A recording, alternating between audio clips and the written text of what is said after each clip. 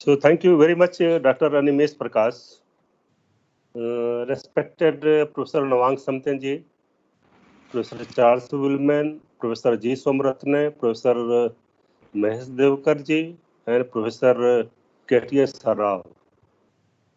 It is indeed a great matter of pleasure for me to speak something on the subject Theravada Buddhism, perspectives and challenges.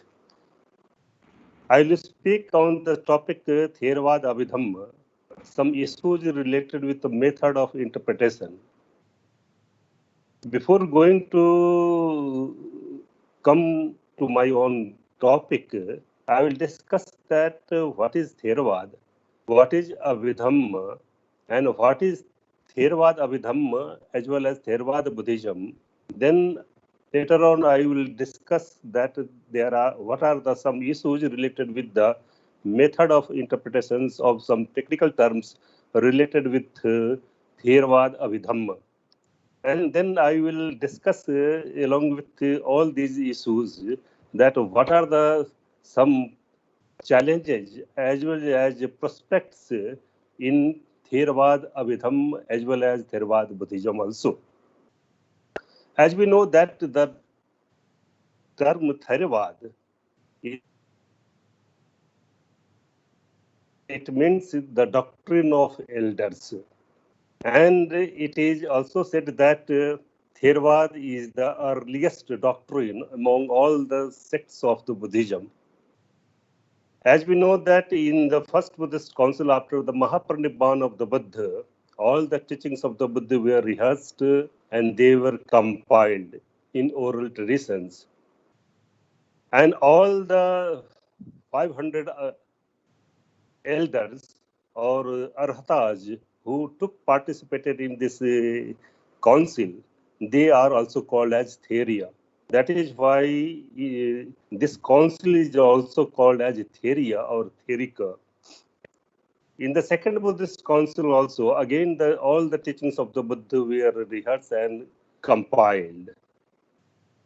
Again, after the 100 years of Mahaparinibbana of the Buddha, all the teachings of the Buddha were again rehearsed and they were divided into, first of all, three Pitaka, that is Vinaya Pitaka, Sutta Pitaka, and Abhidhamma Pitaka. And if you go through all the teachings of the Abhidhamma, as well as Sutta Pitaka and Abhidhamma Pitaka and Vinaya Pitaka, then we will find all the earliest teachings of the Buddha which are available in Theravada conditions.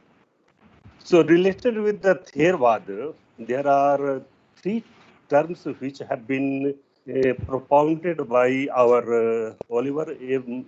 Abhinayaka, who is a great Theravada Buddhist scholar in Sri Lanka. First of all, he says that this Theravada has been discussed in the Arya Pariyasana Sutta in the sense of certainty. And he says that all the teachings of the Buddha, so here certainty is in the sense that whatever the jhanas or the teachings which he got from Alar Kalam and Udak Ramaput, he got it in the sense of, you can say, firm and fixed. And they were, in this sense, it is called as certainty. Again, in the second sense, it is called as a commentarial literature, or you can say the teachings which are available in the commentarial literatures, or the acharyas who have been commented in the teachings of the Buddha in the Buddhist literature. Again, in the third sense, Oliver M. Abhinayaka has discussed the term Theravada in the sense of all the teachings of the Buddha. And then he discusses about all the, you can say, Arya Pariyasana Sutta, and he says that how this Theravada is discussed in the sense of and he says that in the first Buddhist council, all the teachings of the Buddha which were compiled and rehearsed, they are called as Theria or Therik. Again, in the commentary of the Vinaya Pitaka, Sarth Dipani and in Samanta Pasadika, The Theravada term has been discussed in this sense that Tathapi Anto Gadha Theravadam Samvanna Sammar Abhisavsam. So here it is in the sense of Antogad Theravadam. So here Theravada is in the sense of Samvanna, that is the explanation, clear explanations, and some that which has been already spoken or exposed. Again, in the Sarath Dipani, the commentator Acharya Buddha Ghosh says that it is in the sense of Acharya Parampara. So here it is said that Acharya Paramparati Theravada Angam. So in that sense, it has been said in the Sarath Dipani.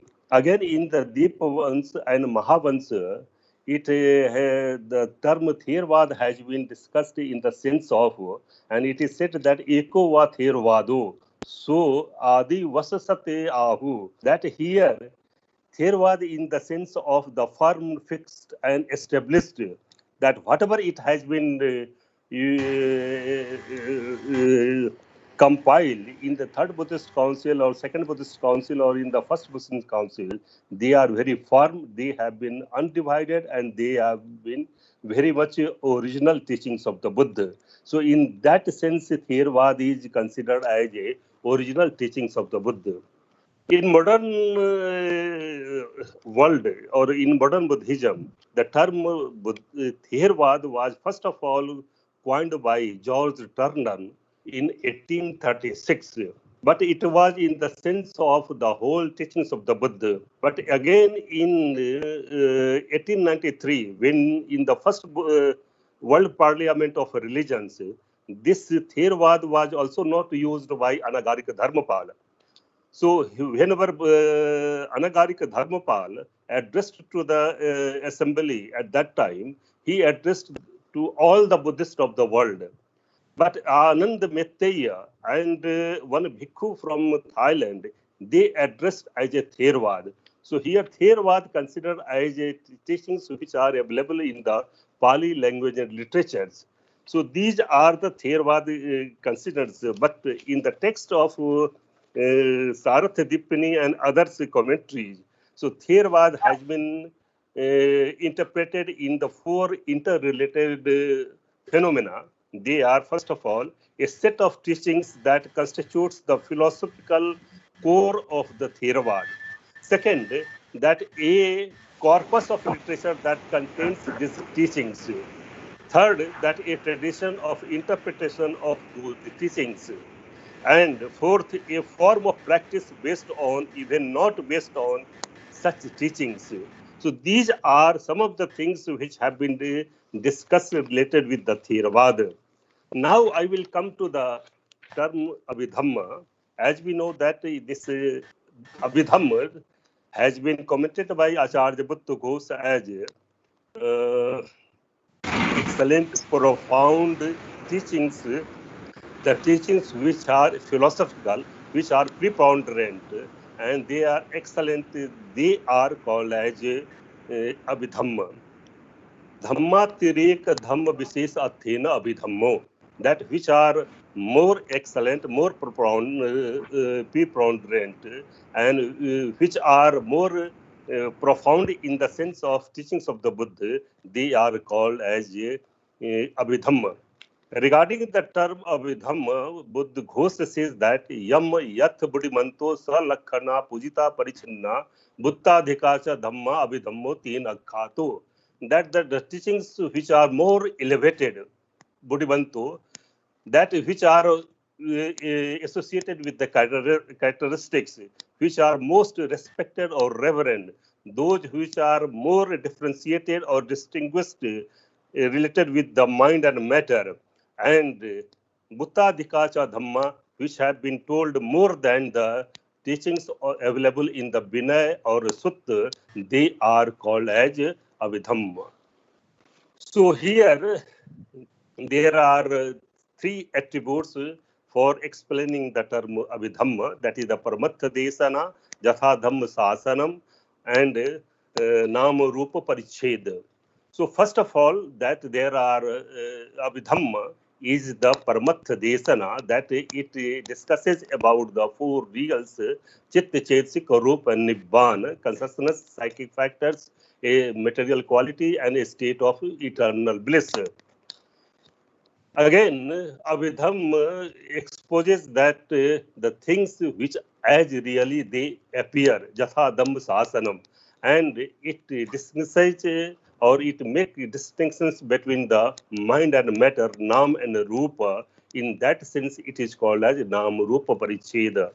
So there are four reals which have been discussed in the Abhidhamma, and they have been discussed in a very detailed manner. So for the origin and development of Abhidhamma, there are four stages which have been, I will briefly discuss all these four stages of development. In the first, there is a emergence of expository that exhibits the features of the Abhidhamma. That in the first stage we see that how from the Sangiti Sutta or the Suttar Sutta or other Madhupindik Sutta, we see that how there is the origin of Abhidhamma and how there is a treatment of the Dhamma in the Ek Vidhena, Du Vidhena till Ekadas Vidhena.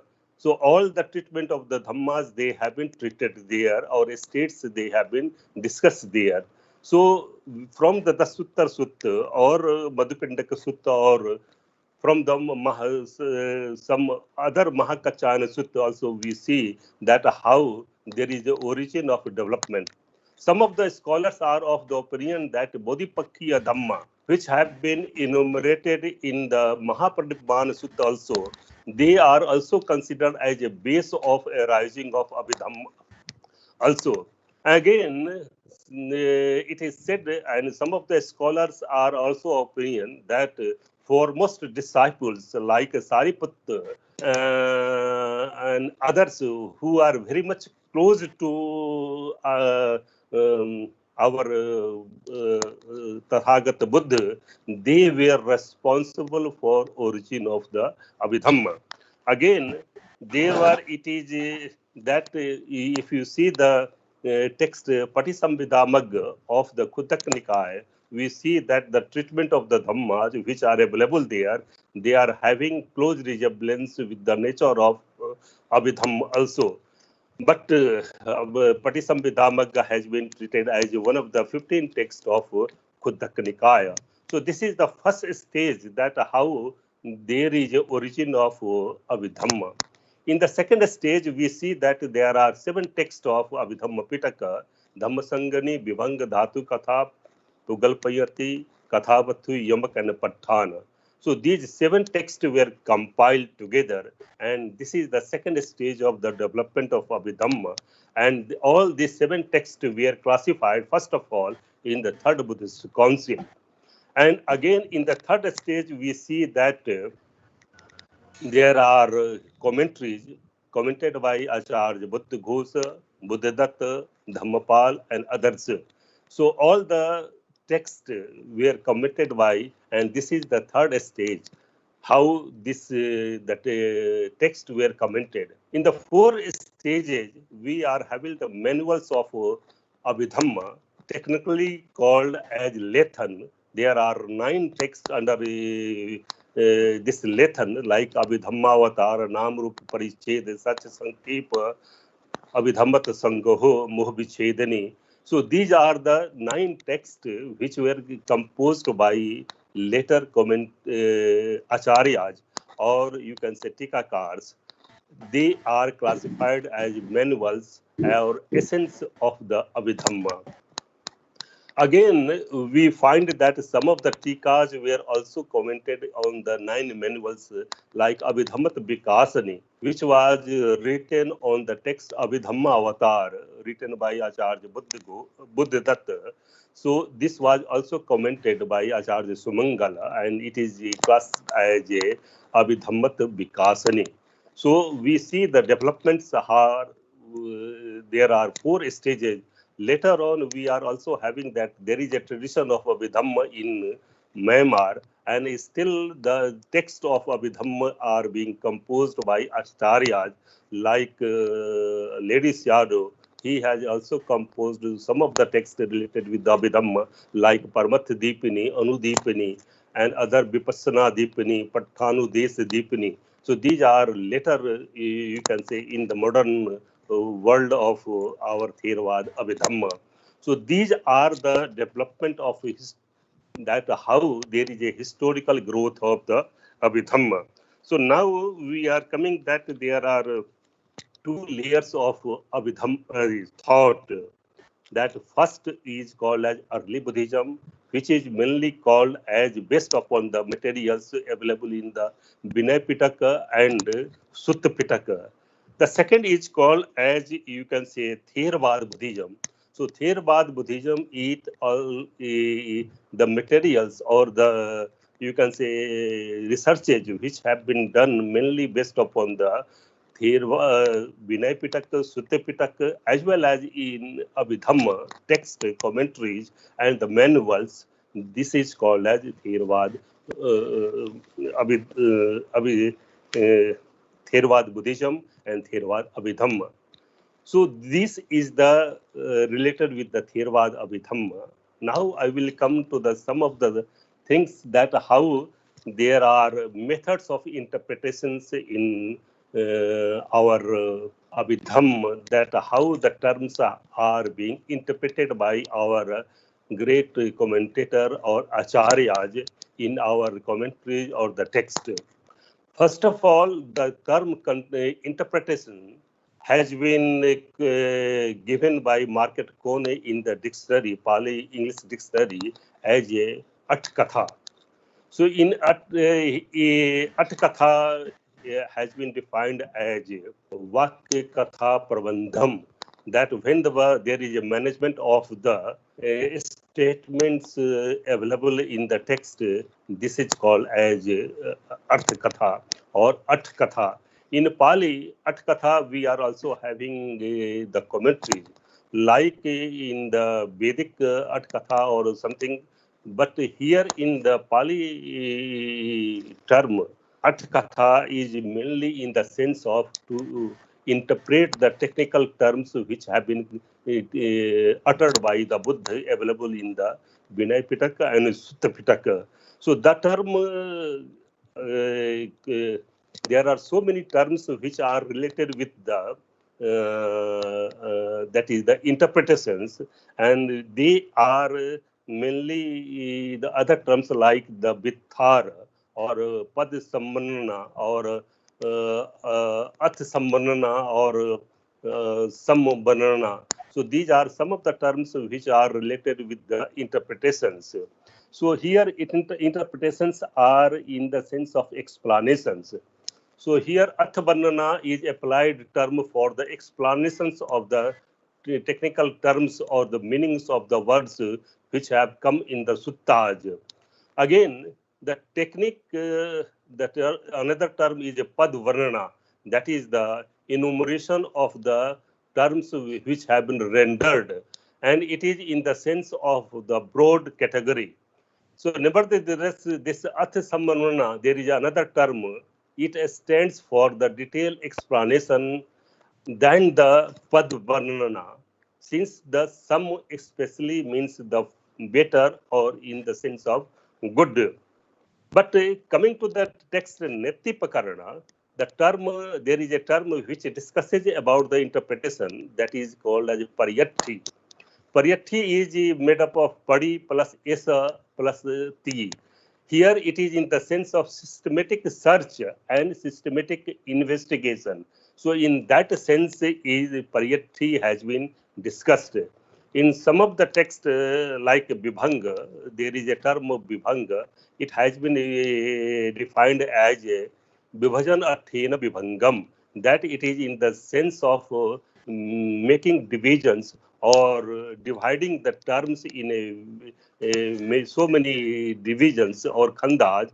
So in that sense, it is called as Vibhanga or making analysis. So interpretations is in the sense of the Vibhang also. Some of the terms also have been given in the Nityapakarana, like Sankalsana, Pakasana, Vivarana, Vibhajana, Uttanikammam, and Panyati.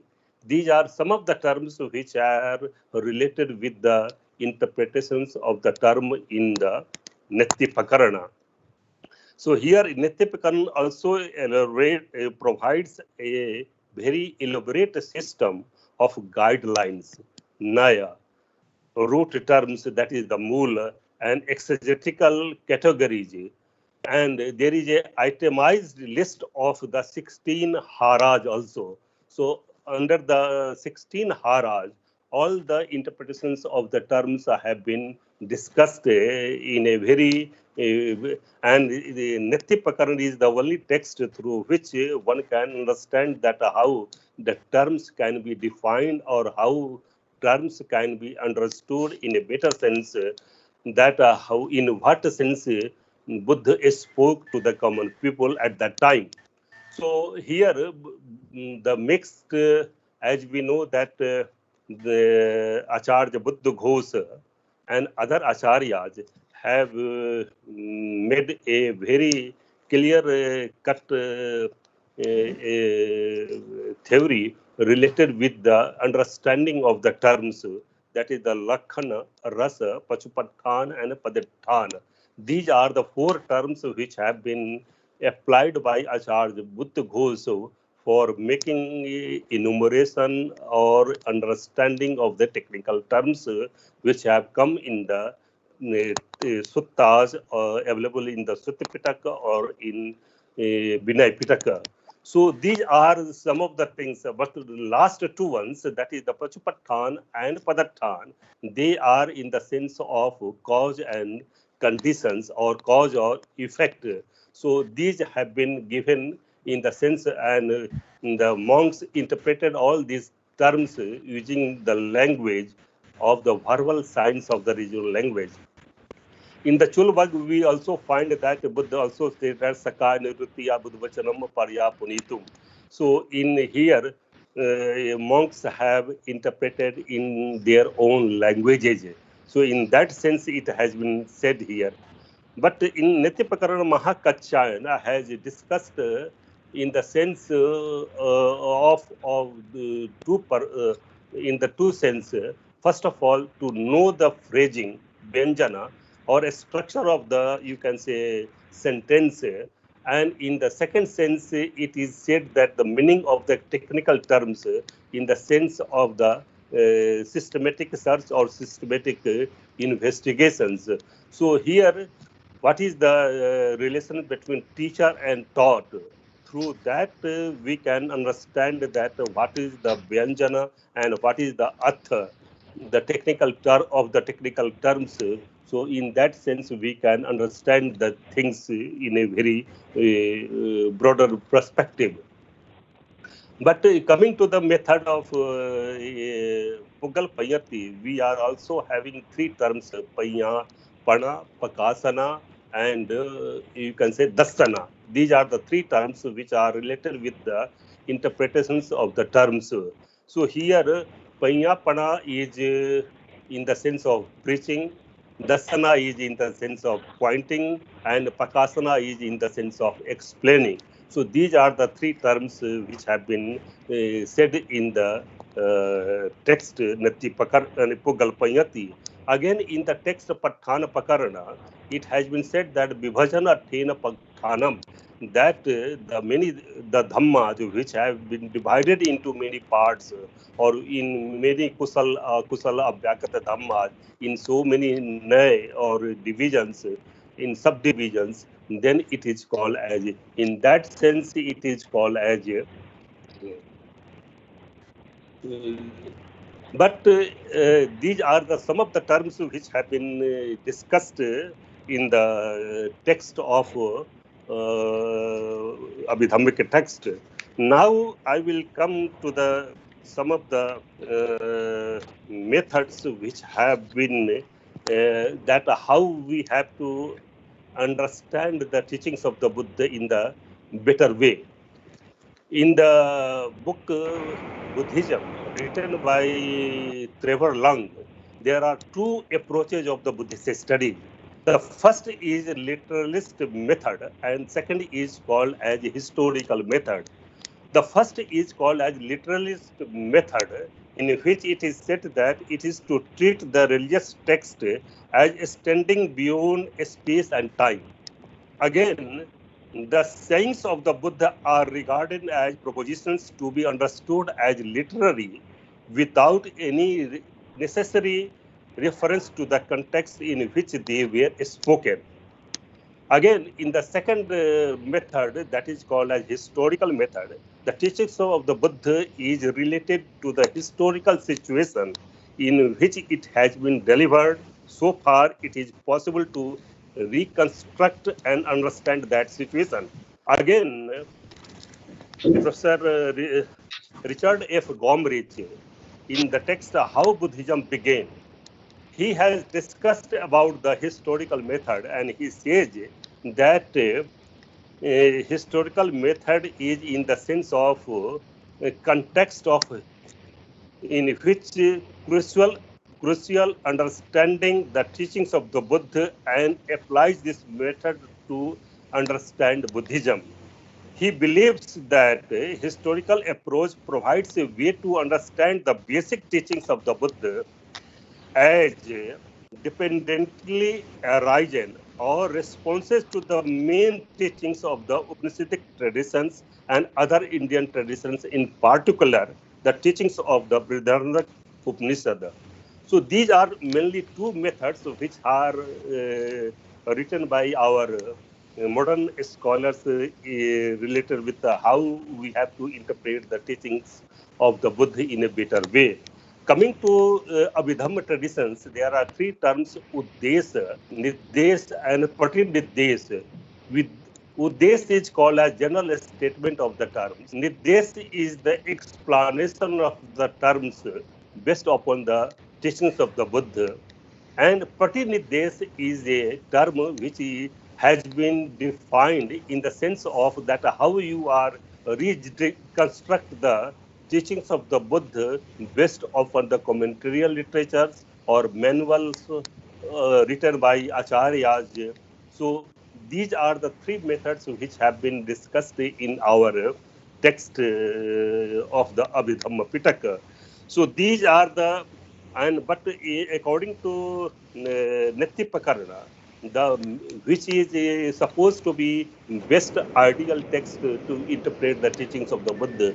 So according to Nitya Mahakachan says that first of all, one should understand the 9 divisions of our Sakthu Sasanam, that is the Buddha Sasana, which have been elaborated Sut, Geya, Beya, Karana, Udan, Itivatak, Jatak, Abut, Dhamma, Acharya Dhamma, like that.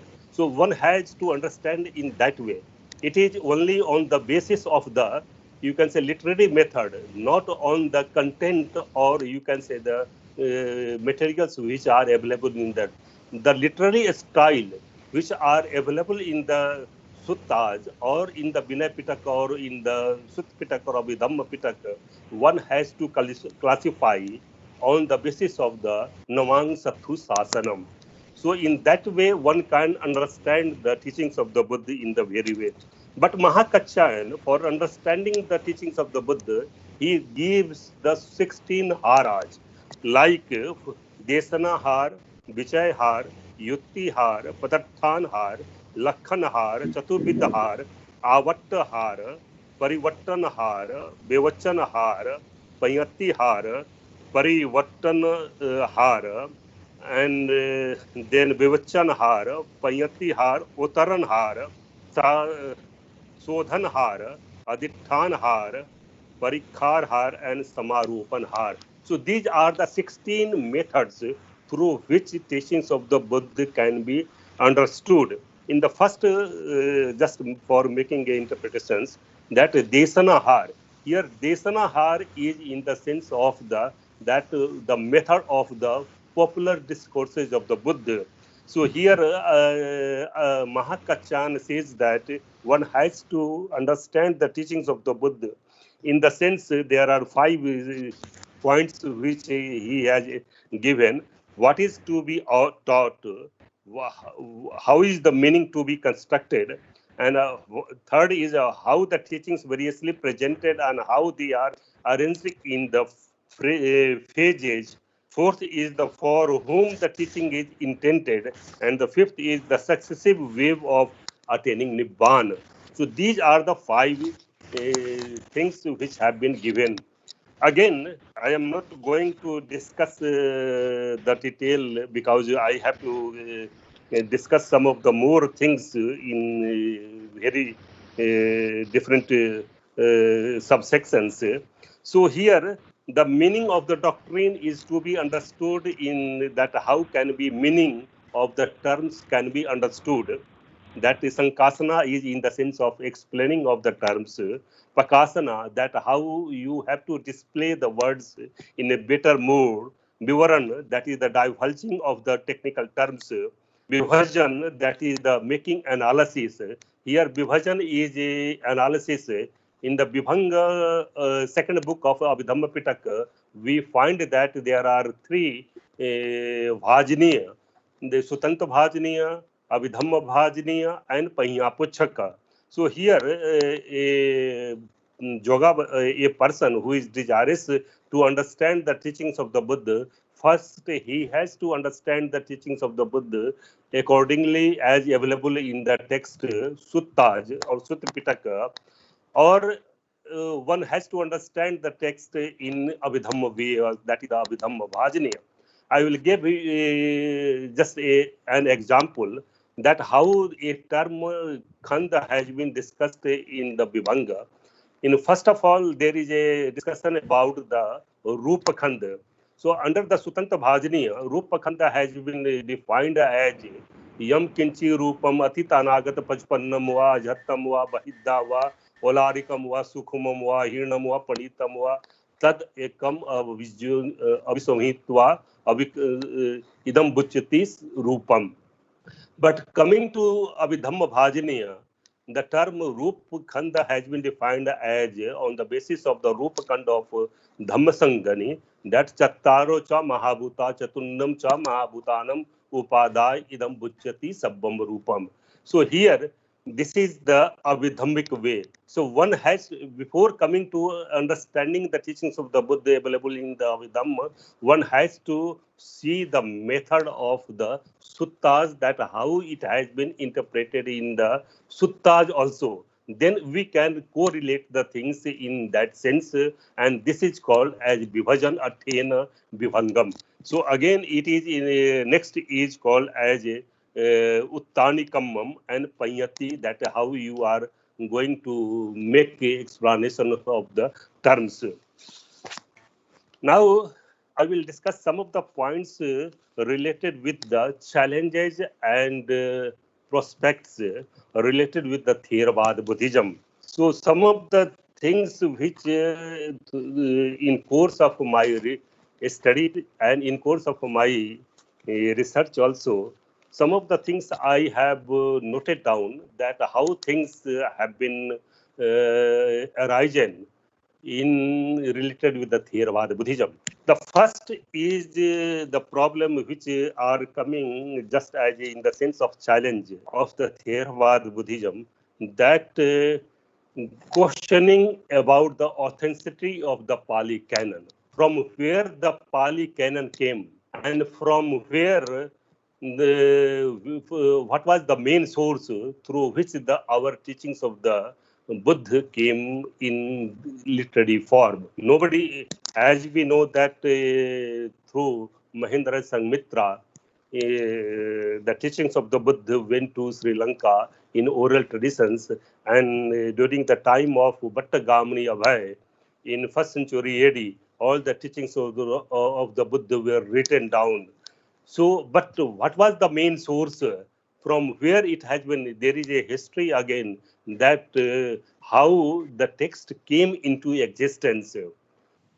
Professor Asank Ratne has also raised a question that there might be conspiracy on the part of the Indian monks or Sri Lankan monks to make a conspicuous or mischievous plan related with the teachings of the Buddha also, that how these teachings of the Buddha were written down in as in Pali language nowadays, which are available in Sri Lanka or in India also.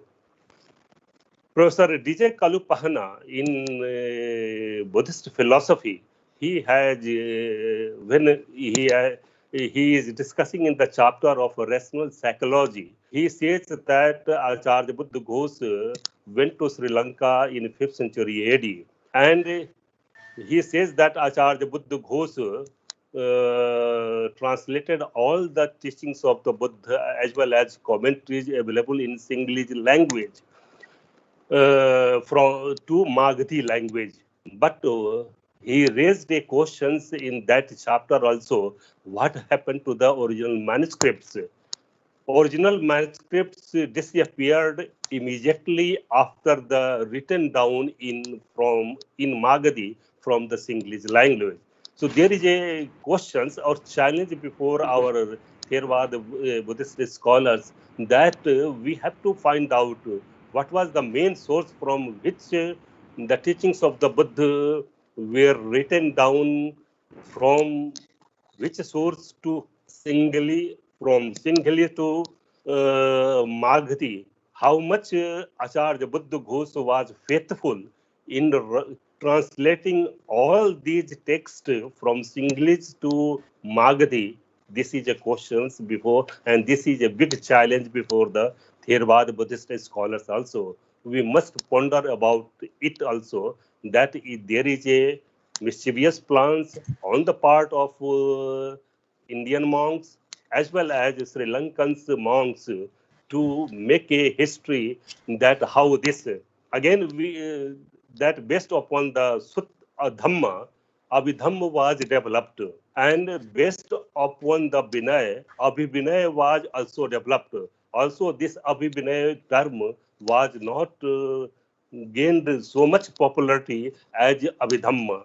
In the 7th century, the Parivar text was written down or composed by a Sri Lankan monk, and it was included as one of the fifth texts of Vinay Pitaka. Since it was considered as one of the text of Vinay Pitaka, then whether it was a mischievous plans on the plan of the on the part of the Indian monks or the Sri Lankan monks, or they made a history by our commentator Acharya Buddha Ghosh that in the later generations people will come, as we know in the Nidan Katha of the Attasalani, the commentary of the Dhammasangani, that he has made a very good introduction and a history that how the future generation will come to know that there was a time when Buddha took birth and he composed all the text and Vinay Pitaka, Sutta Pitaka, and Abhidhamma Pitaka, and this will come. Otherwise, they will make a doubt that whether the teachings of the Buddha are original, how much they are faithful to our traditions also no. So this is the big challenge before our Theravada Buddhist scholars. People are still pondering, but they are not making any conclusion. Again, the third that again Sri Lankans are also claiming that they are the real upholders of the Theravada Buddhism. There is a great Asthavirvad. From the Asthavirvad, this our Tamra Satya or Tamparani or other schools, Mahisasak, they arose in Sri Lanka.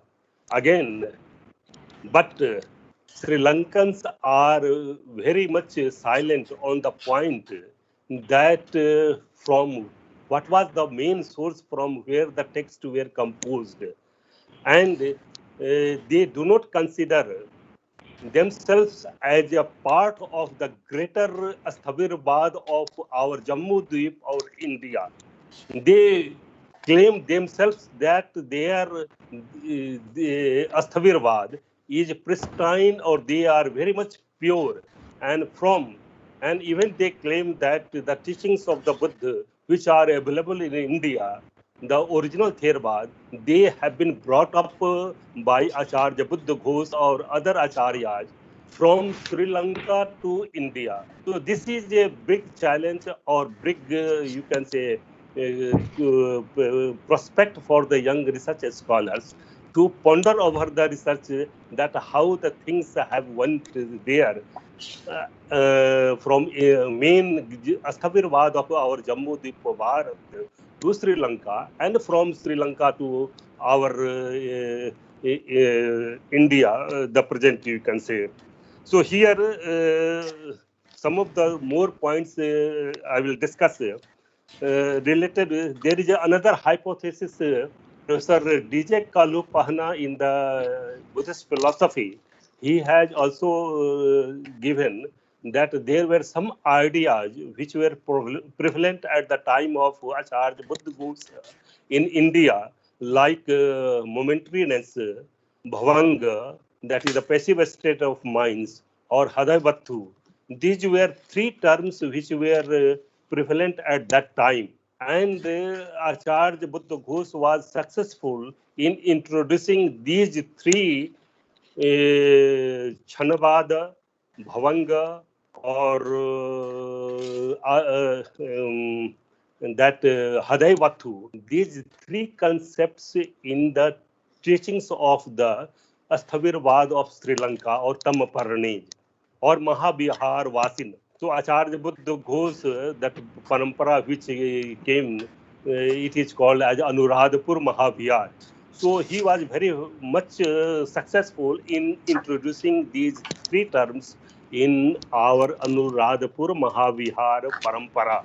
So later on, the texts which were written down in Sri Lanka, these Chanavad, theory of momentariness, and this Bhavanga and Hadavattu were discussed elaborately.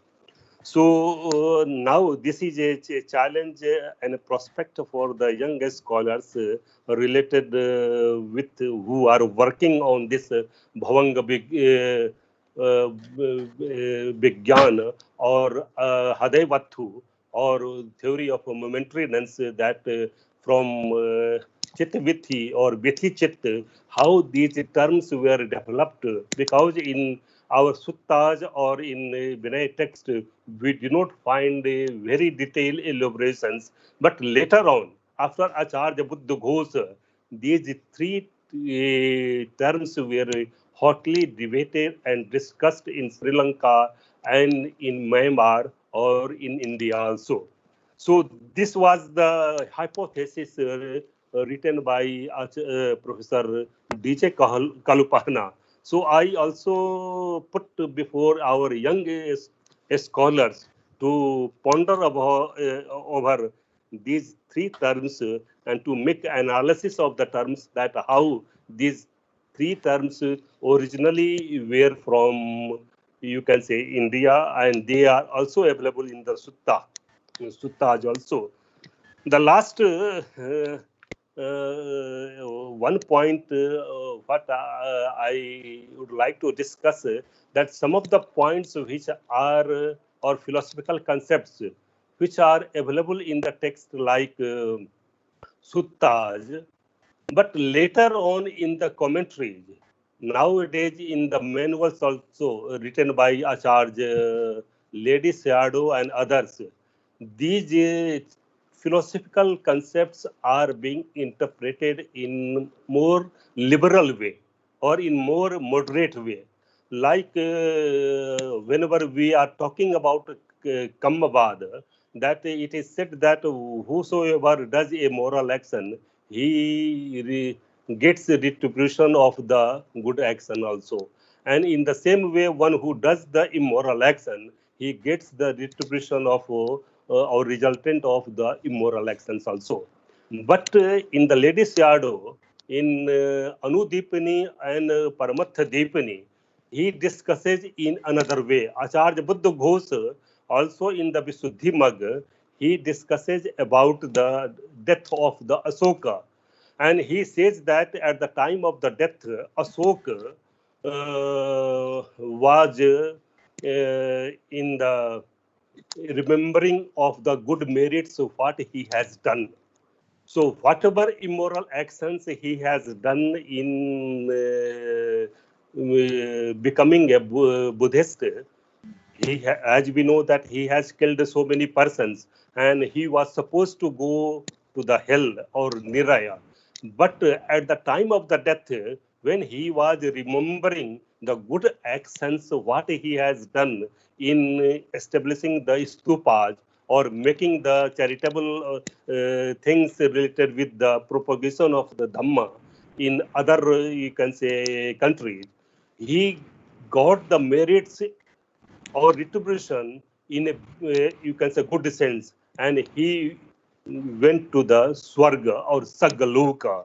Again, in Paramatha Dipani, Sorry to interrupt you, sir, in between. I'm very sorry. There are two speakers. They are waiting, and we are running late, sir. So I will conclude only 2 minutes. Only 2 minutes I will conclude. We are running And late.